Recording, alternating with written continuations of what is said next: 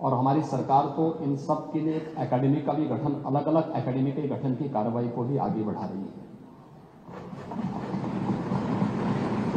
ये सभी हिंदी की उपभाषाएं हैं, यानी हिंदी की बेटियां हैं। भाषा की समृद्धि के आधार हैं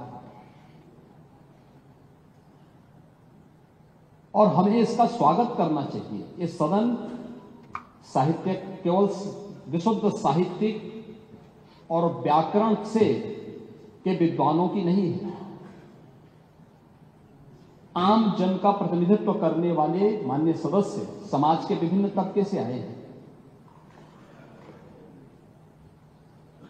अंतिम पायदान पर बैठे हुए व्यक्ति की आवाज को भी इस सदन में मुखरता मिले, इसके लिए अगर किसी को हिंदी में वह धारा प्रवाह नहीं बोल सकता तो उसको भोजपुरी में भी अपनी बात को रखने का अधिकार मिलना चाहिए, अवधी में, ब्रज में या बुंदेलखंडी में उसको रखने का अधिकार मिलना चाहिए। ये कौन सी बात हो गई कि भोजपुरी में न बोले, अवधी में न बोले, इसका बुंदेलखंडी में न बोले और उर्दू क्या वकालत कर रहे हैं? एक बड़ी विचित्र बात है। आप मुझे बताइए, मैं इसीलिए कहता हूं कि आप समाजवादियों का चरित्र ही इतना दोहरा हो चुका है, इतना दोहरा हो चुका है कि अपने बच्चों को भेजेंगे इंग्लिश पब्लिक स्कूल में और दूसरों के बच्चों को बोलेंगे कि एक गांव के उस विद्यालय में पढ़े जहां संसाधन भी नहीं है। ये दोहरा आचरण और जाकी रही भावना जैसी, प्रभु मूर्ति देखी दिल जैसी, यह तो आचरण आप लोगों का है। इसीलिए आपने कल भी भोजपुरी का विरोध किया, अवधी का विरोध किया, बुंदेलखंडी का विरोध किया और आप लोग अपने दैनिक जागरण में, दैनिक जीवन में इस प्रकार के आचरण के आदी हो चुके हैं। और इसलिए अध्यक्ष जी, इसका अभिनंदन हम लोग करते हैं और इन बोलियों को सम्मान मिलना चाहिए। इनके संरक्षण के लिए ही हमारी सरकार भोजपुरी एकेडमी का गठन कर रही है, अवधी एकेडमी का गठन कर रही है संत तुलसीदास जी के नाम पर। इसी के आधार पर ब्रज भाषा इतनी समृद्ध भाषा है। सूरदास जी ने अपनी सभी रचनाएं उसी भाषा में दी हैं।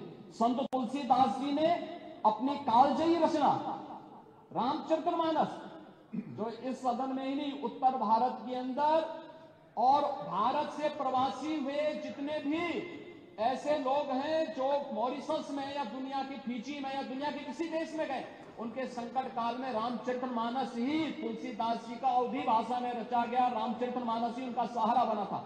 और आज जब उसको सम्मान मिल रहा है तो आप उसका विरोध कर रहे हैं। बड़ी विचित्र सी स्थिति है। आप हर अच्छे कार्य का समाज, आज के यही ढोंग है आप लोगों का, यही ढोंग है। हर अच्छे कार्य का आप विरोध करेंगे, हर अच्छे कार्य का आप विरोध करेंगे। हर अच्छा कार्य जो प्रदेश के हित में है, देश के हित में है, आप उसका विरोध करेंगे। और मुझे लगता है इस प्रकार के विरोध की निंदा होनी चाहिए और हम इसका समर्थन करते हैं जो उत्तर प्रदेश की बोलियों को सम्मान मिल रहा है। मैं आपका धन्यवाद करूंगा, विधानसभा सचिवालय को इस बात के लिए धन्यवाद दूंगा। कल हम लोगों ने यहाँ पे इसका शुभारंभ किया, समाजवादी पार्टी ने उसका विरोध किया और मुझे लगता है कि प्रोसेसिंग का हिस्सा होना चाहिए। इनको समाज के सामने एक्सपोज करना चाहिए। अपने बच्चों को ये लोग पढ़ाएंगे इंग्लिश स्कूलों में और दूसरे के बच्चे के लिए अगर सुविधा सरकार देना चाहती है, कह देनी उर्दू पढ़ाओ इसको, यानी उसको मौलवी बनाना चाहते हैं।